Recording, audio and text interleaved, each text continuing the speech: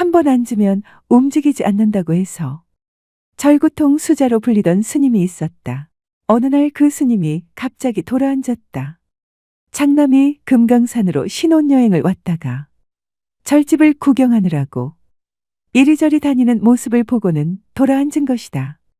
스님이 혈육의 모습을 본 것은 이때가 마지막이었다. 구독과 좋아요 그리고 알람 설정 부탁드립니다. 재미있고도 좋은 글로 보답하겠습니다. 효봉 스님은 한국 현대불교를 대표하는 큰 스님 가운데 한 분이다. 그는 단순히 수행만 한 승려가 아니라 한국 불교의 흐름을 다시 세운 인물로 평가받는다. 스님의 일생은 매우 굴곡이 많았다. 젊은 시절 그는 승려가 아니라 판사였기 때문이다. 스님의 속명은 이찬형이며 1888년 평안남도 양덕에서 태어났다. 어린 시절 조부로부터 한학과 사서삼경을 배웠다. 평양 고등보통학교를 졸업하고 난 후 일본 관선 유학 시험에 합격했고 일본의 와세다 대학교 법학부를 졸업하였다. 귀국 후 한국인 최초로 판사가 되었고 일제치하에서 10여 년 동안 판사 생활을 했다. 어느 날 법정에서 피고인에게 사형 판결을 내려야 하는 사건이 있었는데 그는 깊은 충격에 빠졌고 밥을 먹을 수도 잠을 잘 수도 없었다. 그의 마음속에는 이런 근원적인 질문이 떠올랐다. 사람이 사람의 목숨을 판단할 수 있는가? 내가 어찌 다른 사람을 죽음으로 보낼 수 있단 말인가? 번뇌 끝에 그는 판사직을 내려놓았다. 그러고는 집안 식구들이 고이 잠든 사이 집을 나와 평양역에서 밤열차를 타고 무작정 서울로 향했다. 서울 남대문 시장에 들러서 입고 있던 양복을 팔아 여판 하나와 한복 한 벌을 구했다. 그러고는 엿장수가 되어 3년 동안 전국을 떠돌았다. 참회와 구도의 시간이었을 것이다. 발길이 금강산 유점사에 이르게 되었을 때 어떤 스님이 엿장수가 이 깊은 산중에 무엇하러 왔느냐고 물었다. 엿장수는 금강산에 도인 스님이 있다고 하여 찾아왔노라 대답하고는 이 절에 도인 스님이 계시느냐고 물었다. 그러자 금강산 도인이라면 신계사 보호남에 석두 선사가 계신다고 그 스님이 일러주었다. 엿장수는 그 길로 외금강 신계사를 찾아갔다. 유점사에서 신계사까지는 80여리가 좁게 되었다. 신계사에 도착하자 날이 저물어 다음 날 일찍 보호남을 찾아갔다. 보호남 큰 방에는 노장스님 세 분이 차를 마시며 담소하고 있었다. 엿장수가 산사에 찾아온 것이 하도 신기했던지 한 노스님이 물었다. 이 깊은 산골에 무엇하러 왔는가? 석두 스님을 뵈러 왔습니다. 어디서 왔는가? 유점사에서 왔습니다. 대답이 떨어지기가 무섭게 다른 스님이 물었다. 유점사에서 여기까지 몇 걸음에 왔는가? 엿장수는 옆판을 짊어진 채 벌떡 일어나 방 한 바퀴를 빙 돌고 앉으면서 이렇게 왔습니다. 라고 대답하였다. 질문하던 스님은 고개를 끄덕거렸고 같이 있던 스님들이 한바탕 웃었다. 10년 공부한 수자보다 낫네. 고개를 끄덕거린 스님이 바로 석두 스님이었다. 이리하여 스승과 제자는 서로 만났다. 스승을 찾아 헤매던 엿장수의 간절함과 올곧은 제자를 기다리던 스승의 기원이 마침내 하나가 된 것이다. 석두 스님은 이날 엿장수의 머리를 깎았다.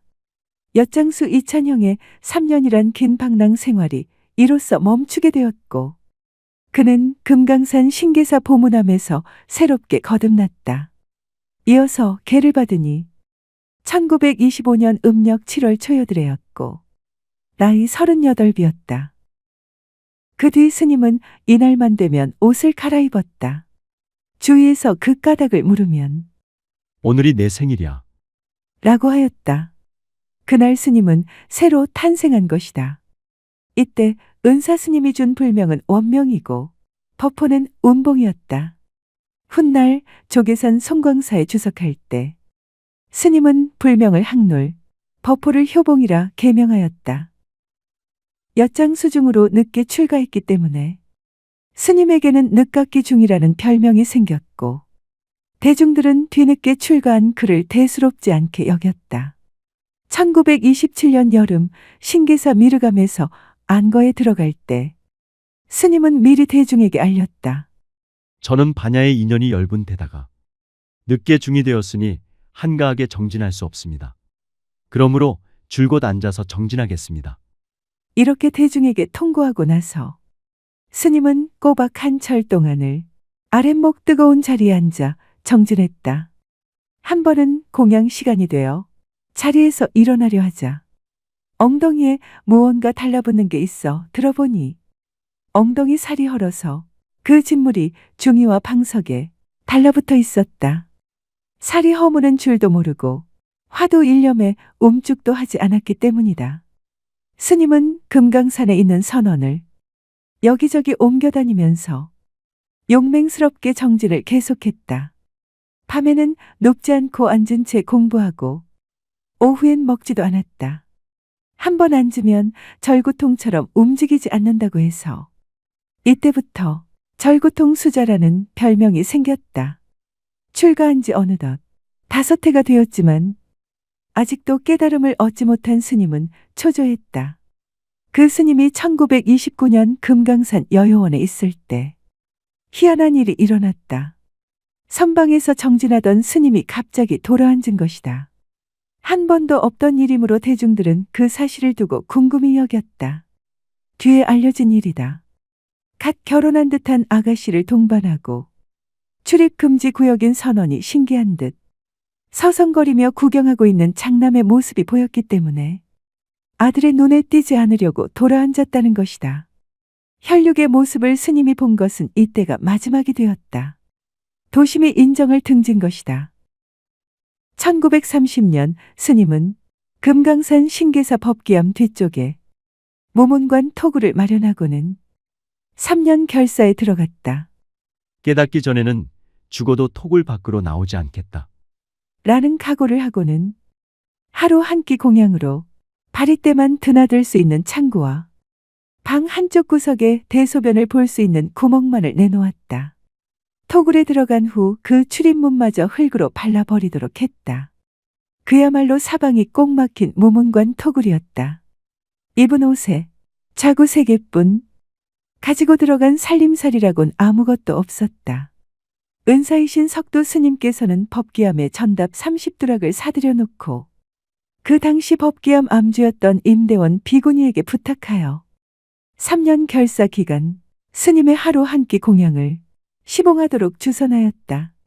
암자와 토굴과의 거래는 하루 한 끼씩 공양을 토굴 안으로 들여주는 일, 내놓은 빈 그릇을 챙기고 아궁이에 불을 지펴주는 일뿐이었다. 인기척 없는 토굴 안, 전날의 밥그릇이 비어있는 것을 보고 살아있다는 것을 짐작할 따름 밖에서는 토굴 안의 동정을 전혀 알 길이 없었다. 이렇게 여름이 가고 가을이 지나고 겨울이 지나갔다. 그리고 새봄이 왔다. 하루는 임대원 비구니가 공양을 가지고 갔다가 그 전날 놓아둔 공양이 그대로 있는 것을 보고 깜짝 놀랐다. 스님, 왜 공양을 안 드셨습니까? 이 소리에 스님은 비로소 어제의 공양이 창고에 그대로 있는 것을 의식했다. 그 전날부터 공양이 온 줄도 모르고 선정산매에 들어있었기 때문이다. 1931년 여름, 비가 갠 어느 날 아침, 마침내 토굴 벽이 무너졌다. 이젠 그만 나가도 되겠다는 확신으로 1년 6개월 만에 토굴 벽을 스스로 무너뜨린 것이다. 밖으로 나온 스님은 발을 제대로 떼놓지 못했다. 오랜만에 걷는 걸음걸이라 어린애처럼 비틀거렸다. 1년 반 동안 자란 텁스룩한 머리와 바싹 여인 몸은 무어라 형용할 수 없었다. 그러나 그동안 세수 한 번 하지 않았는데도 얼굴만은 환하게 빛나고 있었다. 스님이 오도송을 읊었다. 해저연소 녹포난 바다 밑 제비집에 사슴이 알을 품고 화중주실 어전다. 불속 거미집에서는 물고기가 차를 다리네. 차가 소식 순웅식. 이 소식을 누가 알겠는가? 백운섭이 월동주. 흰 구름은 서쪽으로 가고 달은 동쪽으로 달린다. 위의 개송은 상식으로는 이해되지 않는다. 그러나 깨달음의 세계는 옳고 그름, 가능과 불가능, 너와 나를 뛰어넘는 자유로운 자리이고 서로 경지가 다르고 차원이 다르니 우리가 이해하지 못하는 것은 당연하다. 스님은 45살 무렵 마침내 오랜 의심과 번뇌가 무너지는 체험을 한다. 이때 세상과 나를 가르던 벽이 허물어지고 삶과 죽음조차 둘이 아니라는 깊은 통찰을 얻었다고 전해진다. 늦게 출가했지만 누구보다 절실했기에 누구보다 빠르게 도달한 셈이었다. 스님은 출가한 뒤 자신의 과거를 조금도 내비치지 않았다. 조실 부모하고 의지할 데 없어 엿장수로 떠돌다가 입산한 엿장수 중이라고 자처했다. 집을 나온 지 7년째 되던 해, 유점사에 있던 시절, 점심 공양을 마치고 뜰을 거닐고 있을 때 뜻밖의 평양 법원에서 함께 지내던 일본인 판사를 만나게 되었다. 그는 깜짝 놀라 이게 어찌 된 일이냐고 붙들고 늘어졌다. 스님은 옛날에 그 동료에게 자기 일을 절대로 입 밖에 내지 말아 달라고 신신당부했다. 그렇게 하겠다고 다짐한 판사는 스님이 조실부모한 엿장수가 아니라 조선인 최초의 판사인 아묵의 판사였다는 사실을 유점사 주지에게 발설하고 말았다.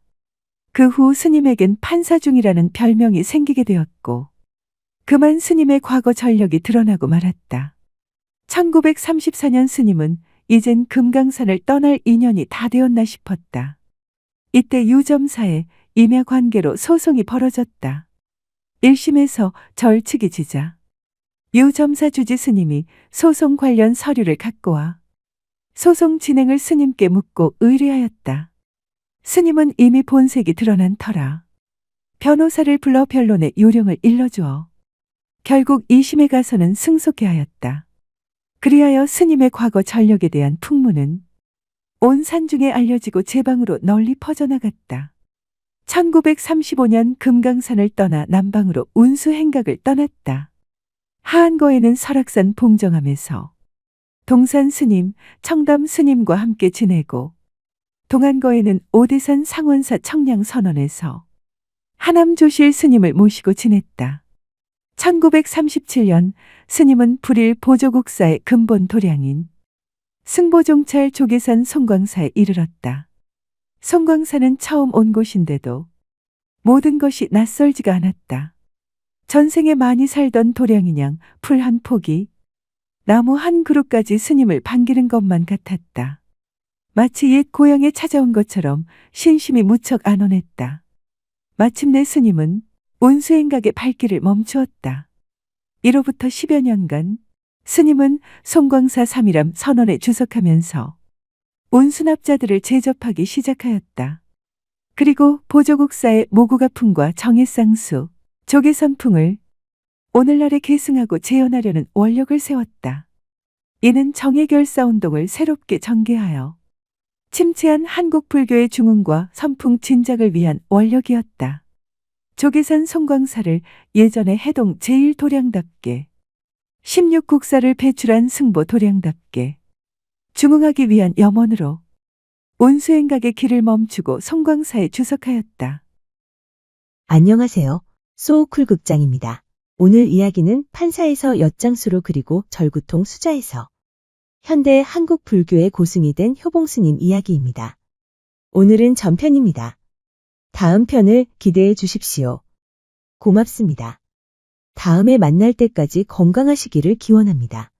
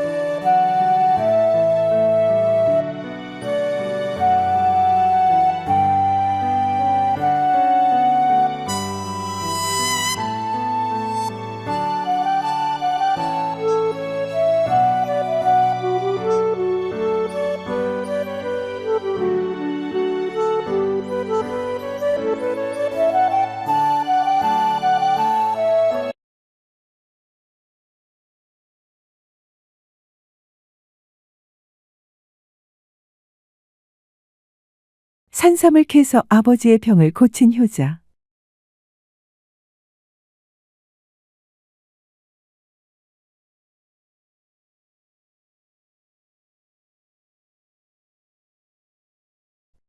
지렁이국을 끓여들여서 시어머니의 눈을 뜨게 한 며느리. 안녕하십니까? 소우쿨 극장입니다. 구독과 좋아요 그리고 알람 설정 부탁드립니다. 재미있고도 좋은 글로 보답하겠습니다. 옛날 이야기의 특성상 때에 따라 어디선가에서 들은 듯한 이야기도 섞여 있을 것입니다. 원전의 줄거리가 그러해서 그러니 이해해 주시기 바랍니다. 첫 번째 꼭지. 부모님께 효도하니 부자 되고 과거까지 급제한 선비 이야기입니다. 옛날에 젊은 내외가 80 노모를 모시고 어린 아들과 함께 살았다. 남자는 과거를 준비하는 선비였는데 살림이 어려워 공부에 전념할 수가 없었다. 그렇지만 어떡하나 목구멍이 포도청인 것을 모내게 할 때가 되어 선비는 동네 사람들과 논에서 모를 심고 있었다. 점심때가 되어 아내가 아기 젖을 먹일 겸 점심밥을 준비하러 집으로 가는데 웬 수염이 하얀 노인이 정신을 놓고 길가에 앉아 있었다. 여인이 그 노인을 가만히 들여다보니 아이를 안고 있는데 배가 고파 그런지 아이가 다 죽어가고 있었다. 보다 못한 여인은 아이를 달라고 하여서는 한나절 동안 퉁퉁 불어있던 자신의 젖을 아이의 입에 물렸다. 아이가 그 젖을 빨아먹고 정신을 차리자 노인은 그 여인에게 고맙다고 인사를 하였다. 그 여인은 노인에게 저기에서 바깥 주인이 모내기 하고 있으니까 거기 가 계시면 제가 점심을 해오겠습니다. 하고 말한 뒤에 집으로 갔다. 여인이 집 안에 들어서니 시어머니가 말했다.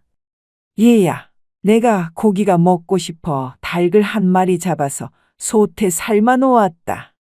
그걸 좀 건져다가 다오.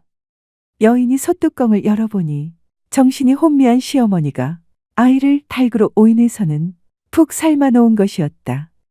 여인은 죽은 애를 수습하여 집동 속에 묻어두고서 닭을 한 마리 잡아서는 시어머니께 점심으로 삶아들인 뒤에 밥 광주리를 이고 밭으로 나갔다.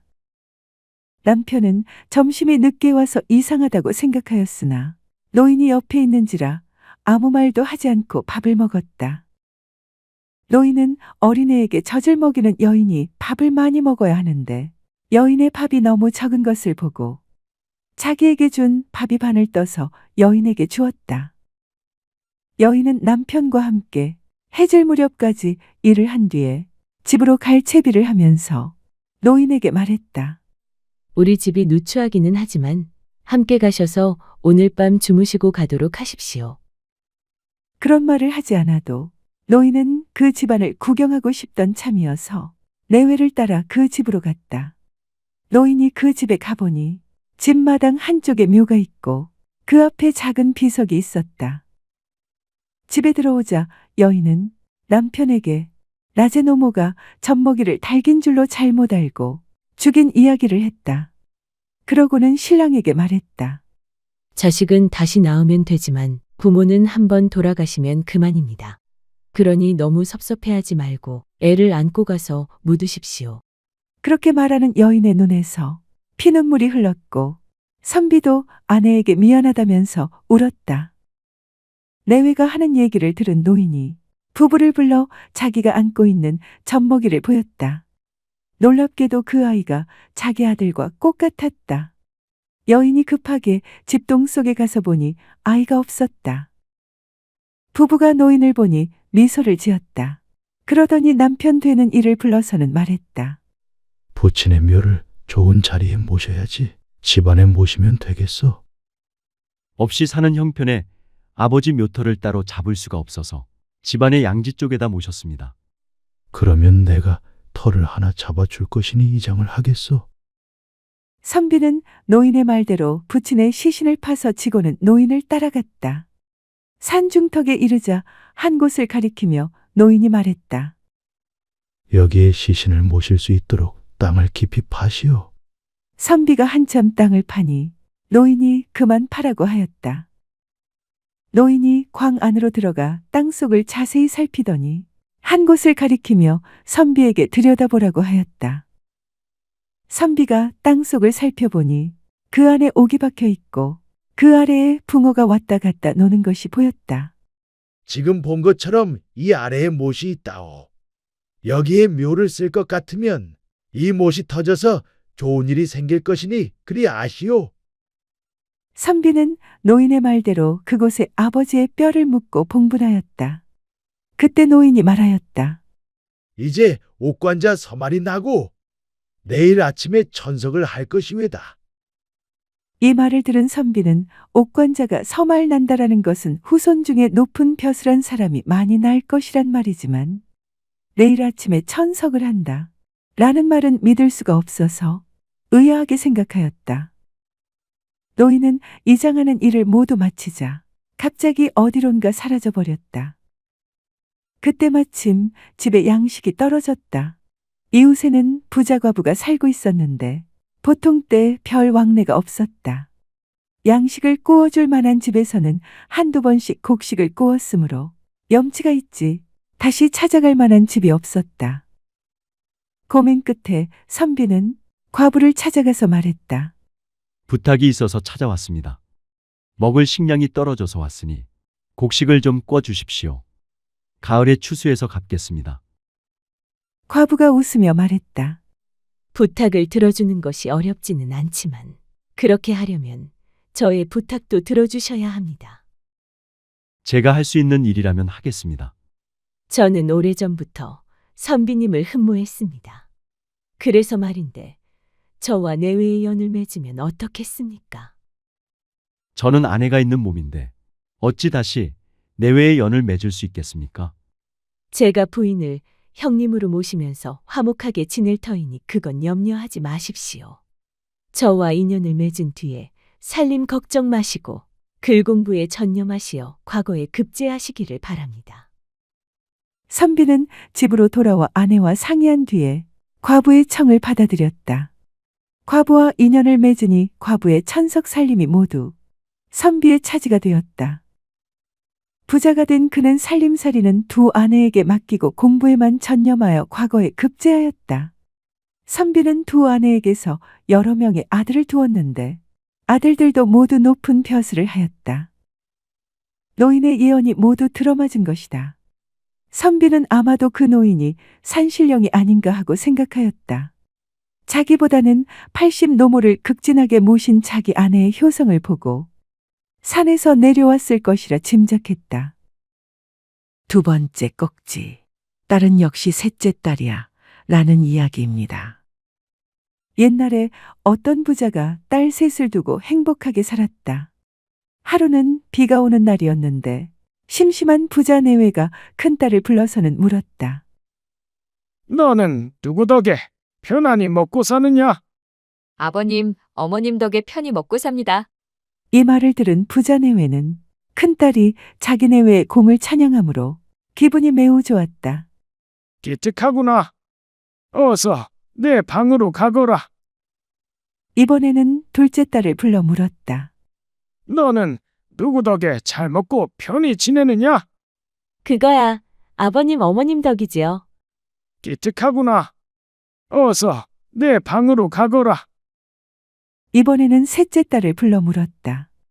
너는 누구 덕에 편안히 먹고 사느냐? 아버님, 어머님 덕이기도 하지만 그보다는 제복으로 잘 먹고 삽니다. 셋째 딸 역시 같은 말을 할 줄 알았던 부자 내외는 화가 치밀어 올라 벼락치듯 큰 소리로 말했다. 뭐 내 복에 산다고? 이런 불효막심한 년이 있나? 꼴도 보기 싫으니 썩 나가거라. 아버님, 어머님께서 나가라고 하시면 나가지요. 셋째 딸은 입던 옷과 얼마간의 양식을 챙겨 소에 싣고는 아버님, 어머님, 안녕히 계십시오. 하고는 집을 나섰다. 홧김에 나가라고 했지만 미련 없이 셋째 딸이 대문을 나가자 섭섭하기도 하고 걱정이 되기도 하였다. 그래서 셋째 딸을 다시 불러들이기로 마음먹고는 큰딸을 불러 말했다. 너 나가서 셋째에게 점심때가 되었으니 찬밥이라도 물에 말아서 먹고 나가라고 하여라. 큰딸은 셋째를 다시 불러들이려고 하는 부모의 속마음을 알아차렸다. 똑똑한 셋째가 다시 들어오면 부모의 사랑이 그녀에게 쏠릴 것이고 재산을 분배할 때도 이로울 게 없다고 생각한 큰딸은 대문 앞에 있는 바위에 올라서서 큰 소리로 외쳤다. 아버지와 어머니가 너를 때리려고 매들고 나오신다. 빨리 도망가라. 이 말을 들은 셋째는 큰언니의 마음씀이 아주 얄미웠다. 그래서 홧김에 이렇게 중얼거렸다. 큰언니가 동생에게 어찌 저럴 수가 있지? 얄미운 저 언니, 콱! 지네나 되어버려라. 그녀의 말이 끝나기가 무섭게 큰언니는 정말 지네가 되어 바위 밑으로 기어들어갔다. 부자 내외는 큰딸이 셋째를 데리고 들어오기를 기다렸으나 큰딸마저 들어오지 않으니 둘째 딸에게 셋째를 불러오라고 하였다. 둘째 역시 셋째가 없는 것이 좋겠다고 생각하였다. 그래서 대문 밖에 두엄 위에 올라서서 외쳤다.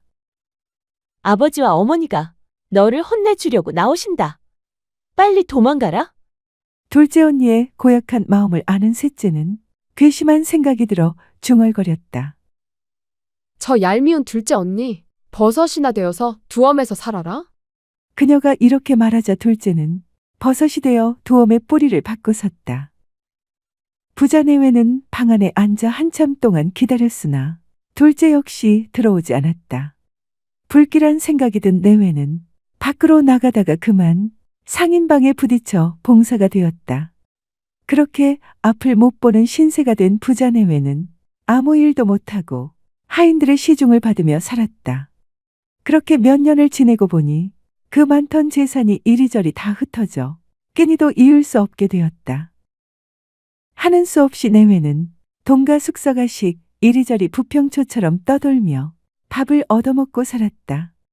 한편 집을 나간 셋째는 정처 없이 길을 걷다가 어느 산속에서 날이 저물었으므로 불빛을 보고 오두막집을 찾아갔다. 그 집에는 늙은 부모와 말을 캐서 생활하는 세 아들이 살고 있었다.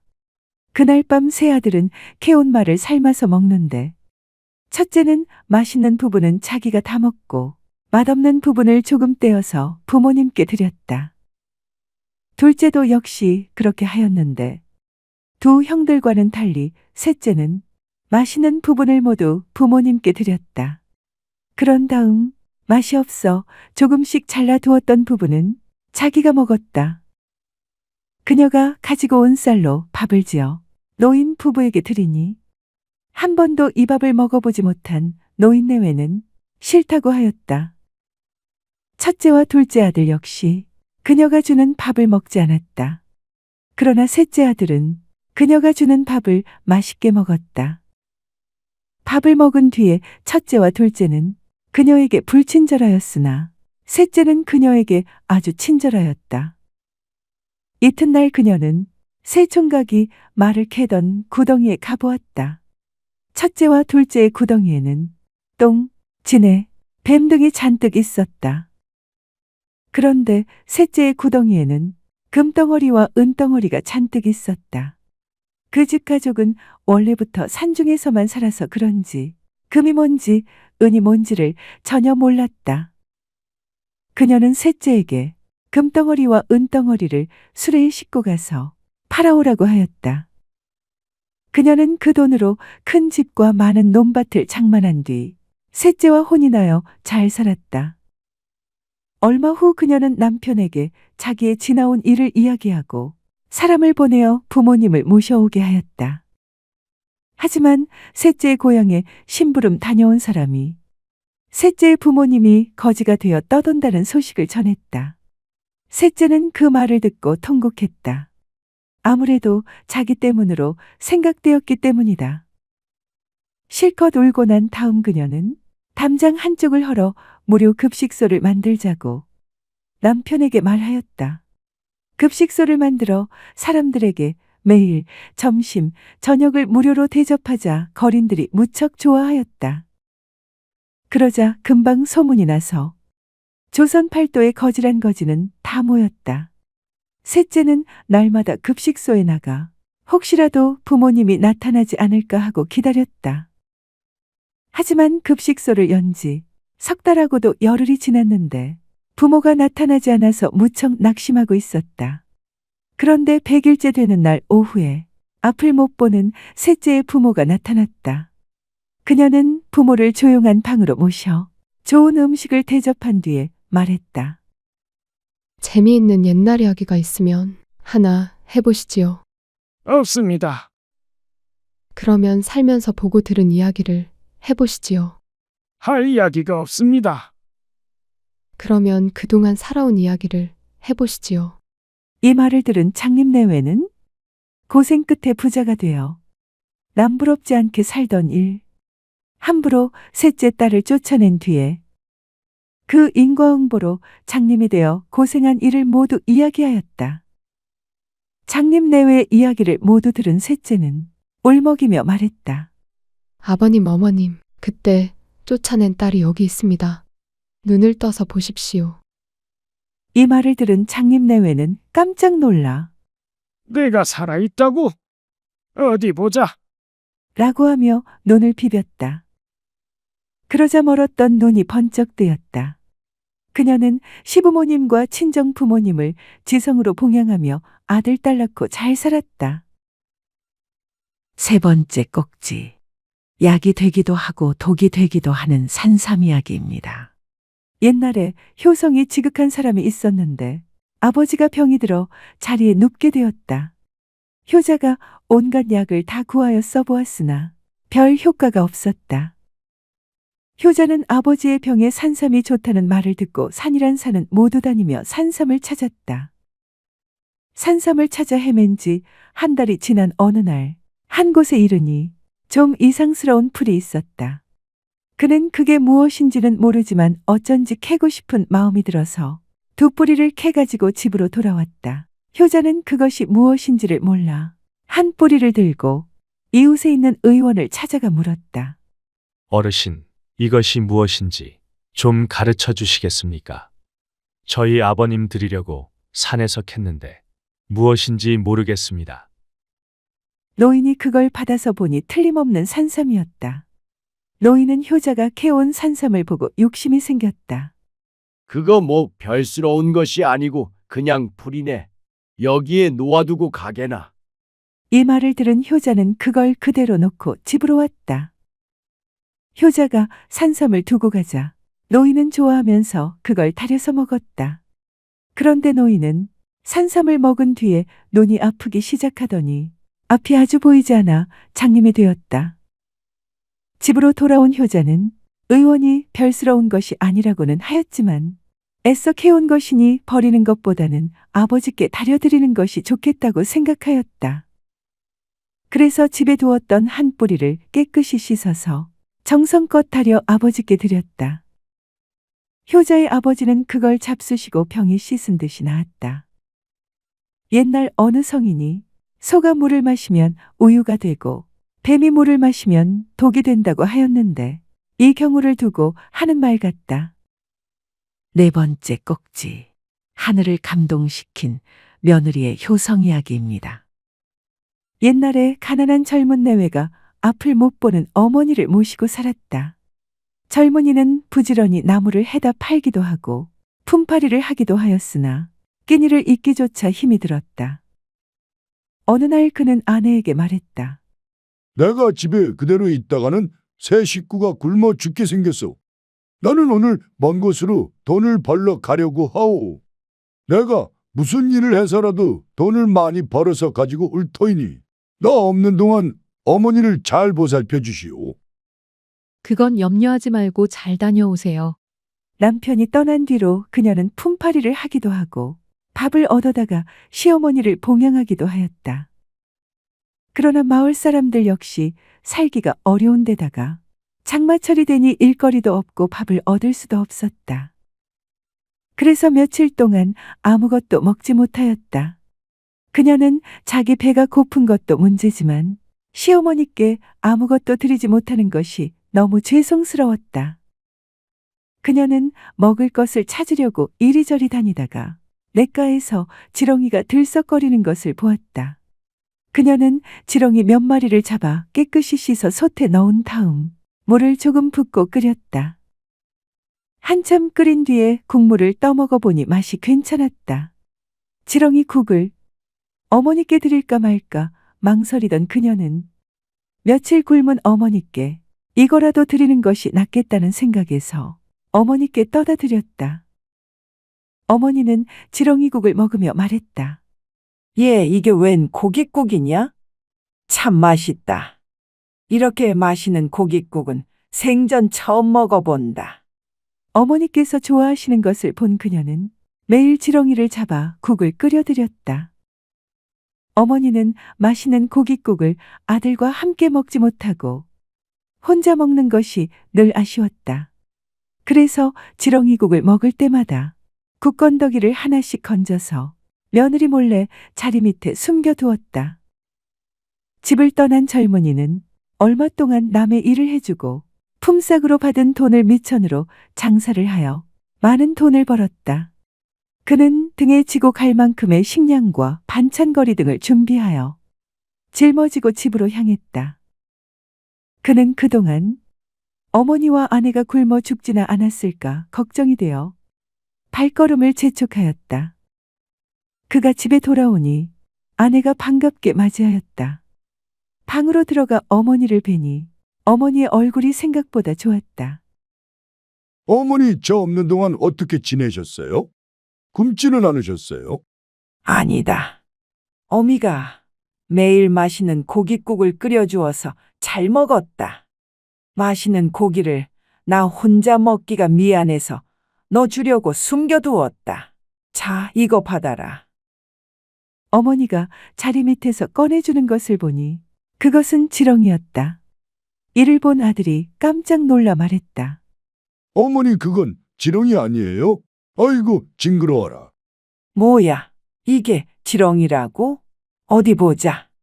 깜짝 놀란 어머니가 손에 든 것이 진짜 지렁이인가를 보려고 눈을 끔적끔적하였다. 그러자 벼랑간 어머니의 눈이 번쩍 떠졌다. 아들아, 어찌 이런 일이 생기느냐. 온 세상이 다 보인다. 며느리의 효성에 하늘이 감동한 것이다. 소쿨극장입니다. 들어주셔서 고맙습니다. 구독과 좋아요 그리고 알람 설정 부탁드립니다. 매주 목요일은 오디오북 시간입니다. 재미있고도 좋은 이야기로 보답하겠습니다. 다음에 만날 때까지 건강하시기를 기원합니다.